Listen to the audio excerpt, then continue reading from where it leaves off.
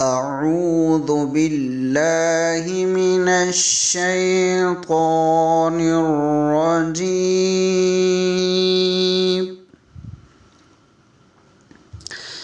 بسم الله الرحمن الرحيم.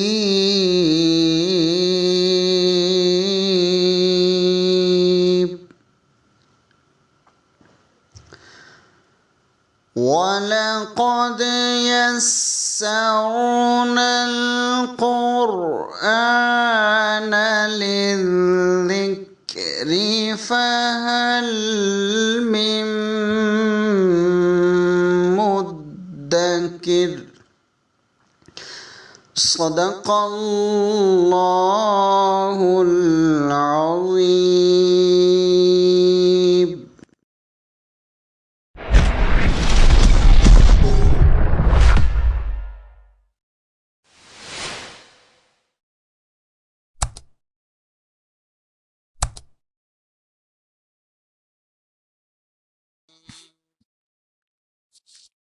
بسم اللہ الرحمن الرحیم.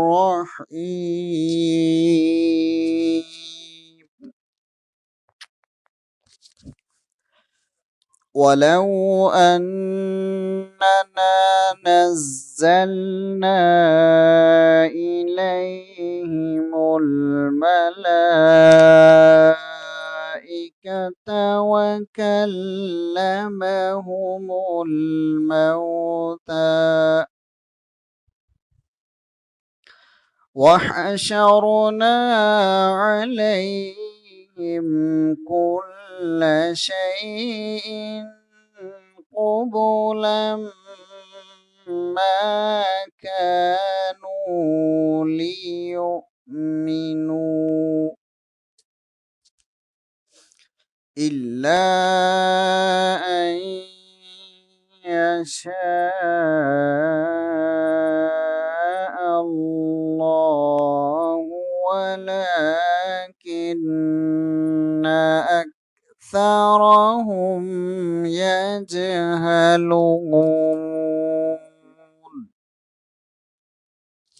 صدق اللہ العظیم. پارہ نمبر 8، رکوع نمبر 1. ارشاد الہی ہے، اگر فرشتے بھی ان پر نازل ہو جائیں اور مردے آ کر انہیں بتلائیں پھر بھی یہ لوگ ایمان لانے والے نہیں. جب بھی اللہ کا کوئی رسول اللہ کا پیغام لوگوں تک پہنچانے کے لیے آیا اور اس نے لوگوں کو توحید کی طرف بلایا تو انسان شیطان اور جن شیطان اپنے جھوٹ کو طمع کر کے لوگوں کے سامنے پیش کرنے لگے. اللہ پاک نے حضور صلی اللہ علیہ وسلم کو ہدایت فرمائی کہ آپ ان الجھنے والوں کو بتا دیں کہ جب میرے پاس خدا کی کتاب آ چکی ہے تو میں اس کو چھوڑ کر کسی دوسری چیز کی پیروی کس طرح کر سکتا ہوں. مسلمانوں کو ہدایت فرمائی گئی کہ جس حلال جانور کو اللہ کا نام لے کر ذبح کیا جائے اس کا گوشت کھاؤ، حرام جانوروں کا گوشت ہرگز نہ کھاؤ، کھلے اور چھپے گناہوں سے بچتے رہو. رکوع نمبر 2. اندھیروں میں بھٹکنے والے کافر راہ ہدایت پر چلنے والے مومنوں کی طرح کیسے ہو سکتے ہیں؟ ہر دور میں بڑے بڑے سرمایہ دار بد کردار لوگوں نے حق کی مخالفت میں ایڈی چوٹی کا زور لگایا، لیکن اللہ تعالیٰ جس پر مہربانی فرما دیتا ہے اس کا سینہ اسلام کی قبولیت کے لیے کھول دیتا ہے.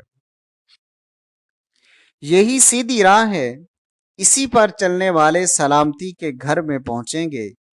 قیامت کے دن اللہ تعالیٰ شیطانوں سے کہے گا کہ تم نے میرے بندوں کو گمراہ کیا تھا، آج تم سب کا ٹھکانہ جہنم ہے. رکوع نمبر 3. آخرت کے دن گم کردہ راہ انسانوں اور جنات سے دریافت کیا جائے گا کیا تمہارے پاس ہمارے نبی اور رسول نہیں آئے تھے؟ اس دن یہ لوگ اعتراف کریں گے کہ وہ نبیوں کے سمجھانے کے باوجود صرف اپنی شامت اعمال سے اس انجام بد کو پہنچے ہیں۔ مشرکین قریش کو فہمائش کی جا رہی ہے کہ سنبھلنا چاہتے ہو تو اب بھی سنبھل جاؤ، ورنہ جس عذاب کی دھمکی تمہیں سنائی جا رہی ہے وہ آ کر رہے گا، کوئی اس سے بچ نہ سکے گا۔ تم سے پہلے بھی کچھ لوگ شرک اور قتل اولاد کے مرتکب تھے، انہوں نے حلال چیزوں کو خود حرام قرار دے دیا تھا، وہ گمراہ ہوئے اور ہدایت نہ پا سکے۔ رکوع نمبر 4۔ مشرکوں نے اپنے مشرکانہ عقائد کے تحت کھیتی باڑی کی کئی صورتوں کو اور کئی قسم کے چوپایوں کو حرام ٹھہرا لیا تھا۔ وہ اپنے دیوتاؤں کو راضی کرنے کے لیے انسانی جانوں کی قربانیاں بھی دیتے تھے۔ اللہ تعالیٰ نے اس کی مذمت فرمائی کہ یہ سب بے سروپا اوہام ہیں، عقل انسانی اور فطرت سلیمہ کے خلاف ہیں۔ ملت ابراہیم علیہ السلام میں ان کی کوئی حقیقت نہیں ہے۔ اسی لیے ہم تاریخ میں پڑھتے ہیں کہ دریائے نیل ہر سال ایک خوبصورت اور نوجوان لڑکی کی جان لیتا تھا اور اس کے خون بہنے سے جاری ہوتا تھا۔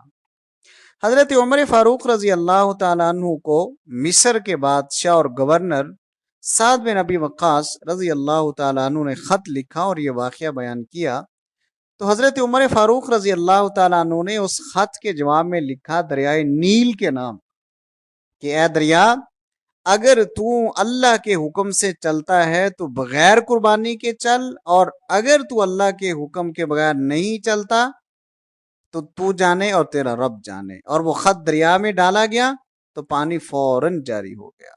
رکوع نمبر 5۔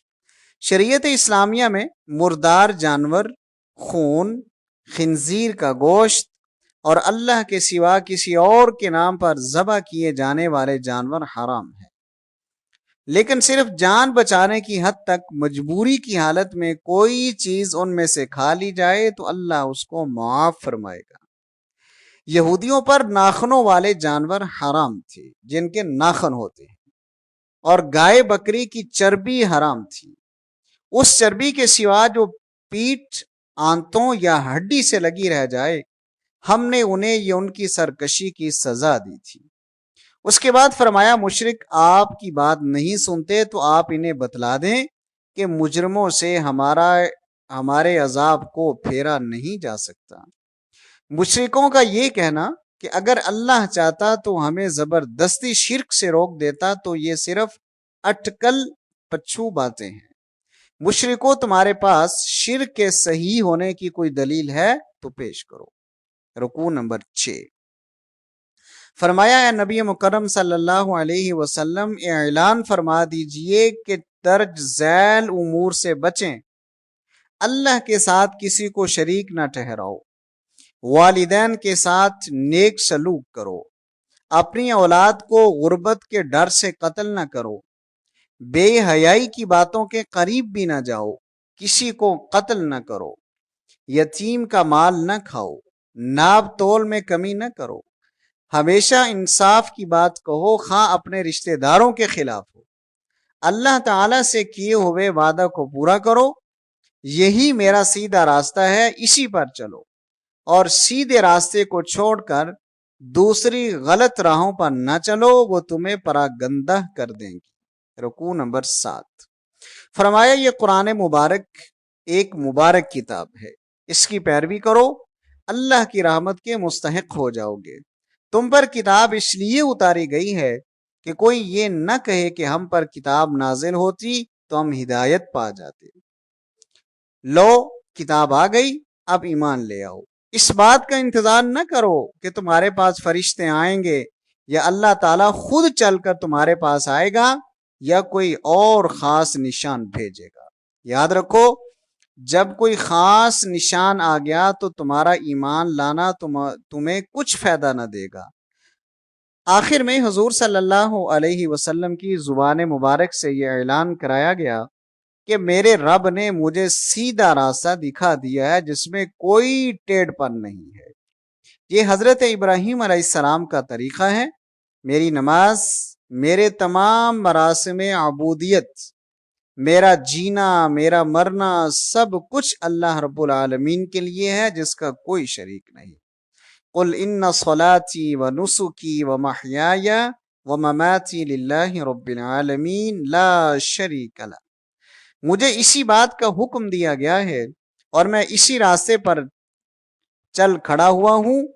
فرمایا یہ اعلان بھی کر دیجئے کہ ہر شخص اپنے اعمال کا خود ذمہ دار ہے، ہر ایک کو اپنا بوجھ خود اٹھانا ہے اور اللہ جل شانہ کے حضور پیش ہونا ہے۔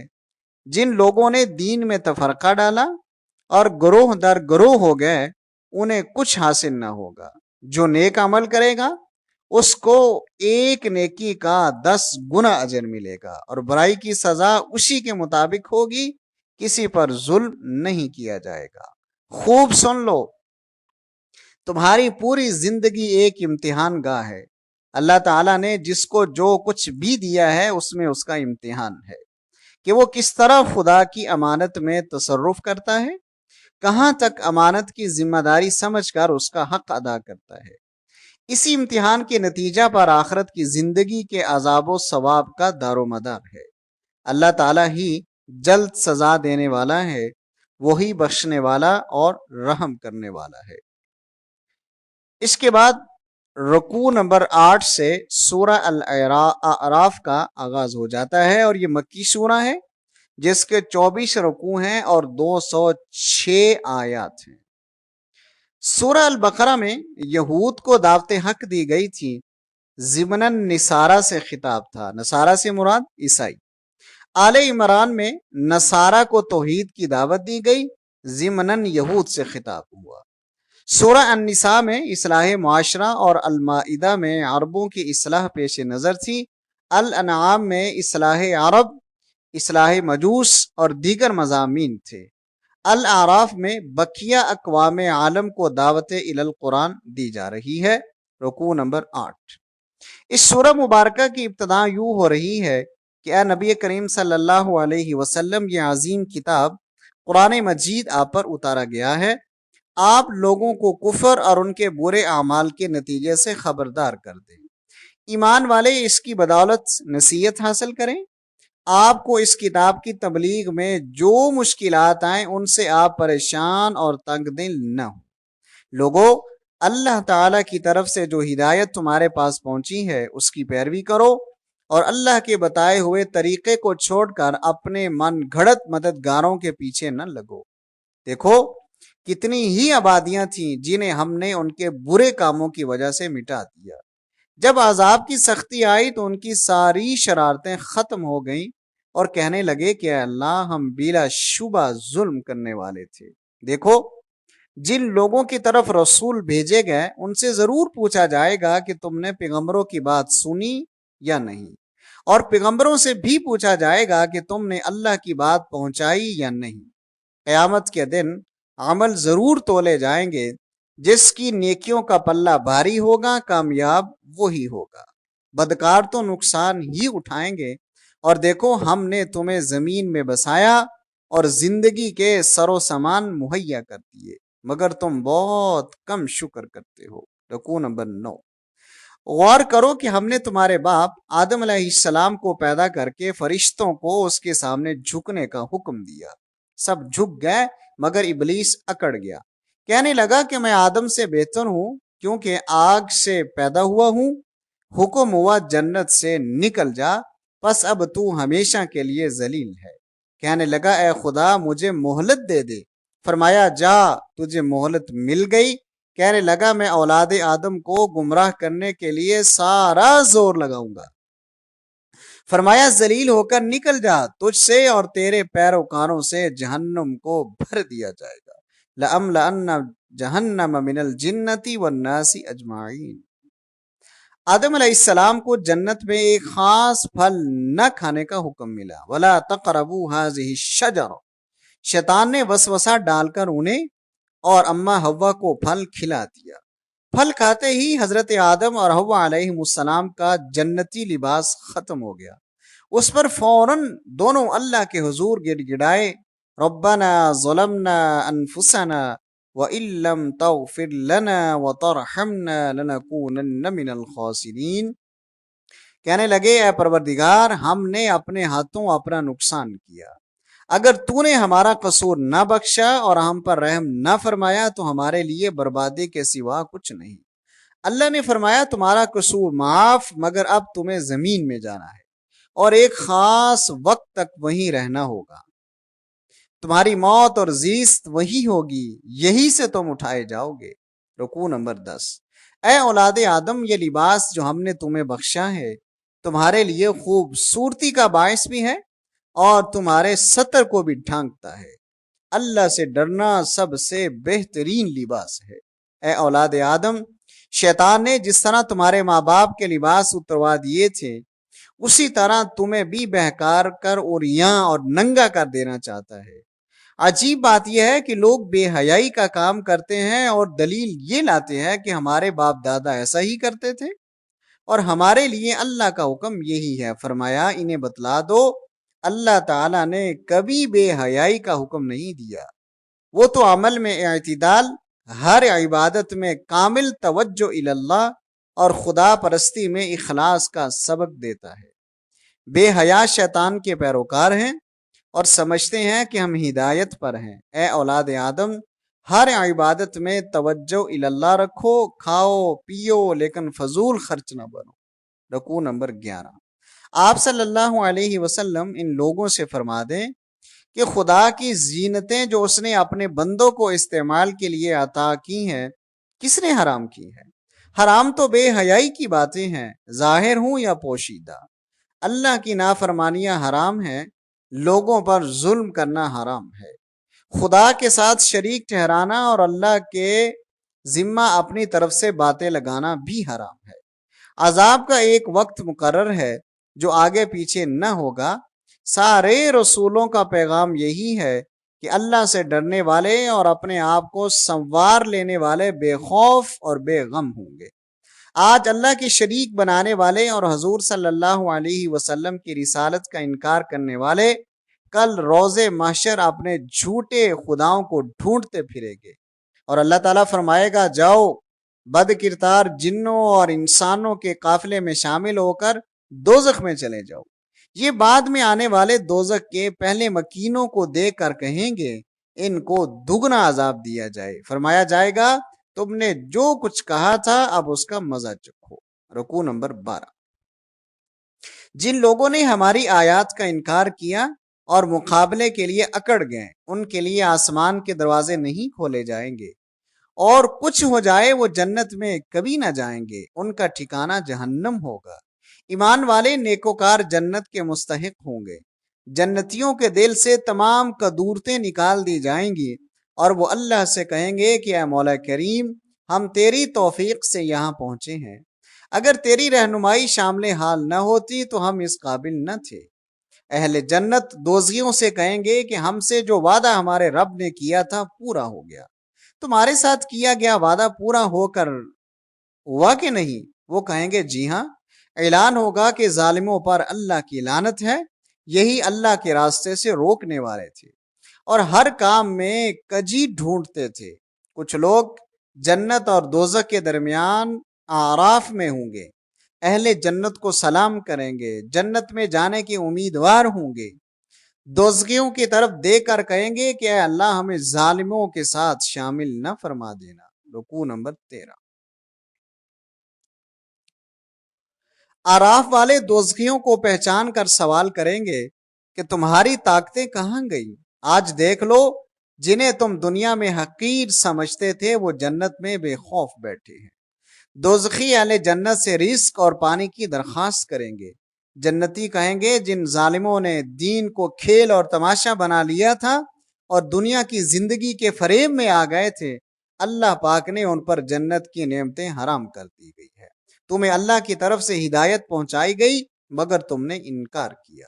آج کے منکرین حق سے ارشاد خداوندی ہے، خوب سن لو، تم فساد اور بدعملی کے نتیجہ کا انتظار کر رہے ہو، جب اللہ کی طرف سے پکڑ آئے گی تو تمہارے سفارشی تمہارے کام نہ آئیں گے۔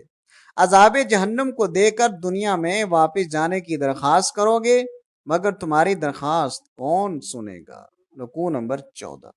تمہارا رب وہ ہے جس نے آسمان اور زمین 6 دنوں میں پیدا فرمائے، پھر حکومت و جلال کے تخت پر متمکن ہوا۔ دن رات، چاند، سورج، ستارے سب اسی کے حکم سے سرگرم عمل ہیں۔ چپکے چپکے اور احزاری کر کے اسی کو پکارو، امید اور خوف کے جذبات کے ساتھ اسی سے دعا کرو۔ اس کی رحمت نیکوکار لوگوں کے بہت قریب ہے۔ بارش سے پہلے ٹھنڈی ہوائیں وہی بھیجتا ہے، مردہ بنجر زمین سے ہر طرح کی چیزیں وہی اگاتا ہے۔ بارش سے وہی زمین فائدہ اٹھا سکتی ہے جس میں اس کی استعداد ہو۔ اسی طرح قرآن کی ہدایت سے بھی وہی روحیں شاداب ہوں گی جن میں قبولیت حق کی استعداد ہے۔ رکوع نمبر 15۔ یہاں سے انبیاء سابقین کا ذکر شروع ہو رہا ہے کہ ابتدائے عالم سے اللہ کا طریقہ یہی رہا ہے کہ اپنی بے سر و سمانیوں کے باوجود حق نے وقت کے تمام سر و سمانوں پر فتح فرمائی ہے۔ یہاں ذکر ہے قوم نوح کا، قوم عاد اور ان کے نبی ہود کا، قوم سمود اور ان کے نبی صالح کا ذکر ہے، قوم لوط کا، قوم مدین اور ان کے پیغمبر شعیب کا۔ تمام پیغمبروں کے حالات کا خلاصہ یہ ہے، سب اسی قوم میں پیدا ہوئے جس کی ہدایت کے لیے بھیجے گئے تھے۔ ان میں سے کوئی بھی بادشاہ یا امیر نہ تھا، سب کا ظہور اس طرح ہوا کہ تنہا اعلان حق کے لیے کھڑے ہو گئے اور صرف خدا کی نصرت اور معیت پر اعتماد کیا۔ سب کا پیغام ایک ہی تھا کہ اللہ کے بندو، اللہ کی بندگی کرو۔ سب نے نیک کاموں کی تلقین کی اور برے کاموں کے نتائج سے خبردار کیا۔ سب کے ساتھ یہی ہوا کہ امیروں نے سرکشی کی، غریبوں نے ساتھ دیا۔ مخالفت بھی ہمیشہ ایک ہی طرح کی ہوئی کہ ان کا مذاق اڑایا گیا۔ ان کے ساتھیوں کو اذیت پہنچانے کے لیے تمام وسائل کام میں لائے گئے۔ پیغمبروں نے ہمیشہ یہی کہا، ہماری دعوت قبول نہیں کرتے ہو تو کم از کم ہماری موجودگی تو برداشت کرو۔ منکرین کہتے ہیں کہ ان کو بستی سے نکال دو، سنگسار کر دو، پھر دیکھو نتیجہ بھی ہمیشہ ایک ہی طرح کا پیش آیا۔ وہ تمام جماعتیں جنہوں نے دعوت حق کا مقابلہ کیا ہلاک ہوئی۔ دنیا کی کوئی طاقت بھی انہیں اللہ کی پکڑ سے نہ بچا سکی۔ وآخر دعوانا ان الحمد للہ رب العالمین۔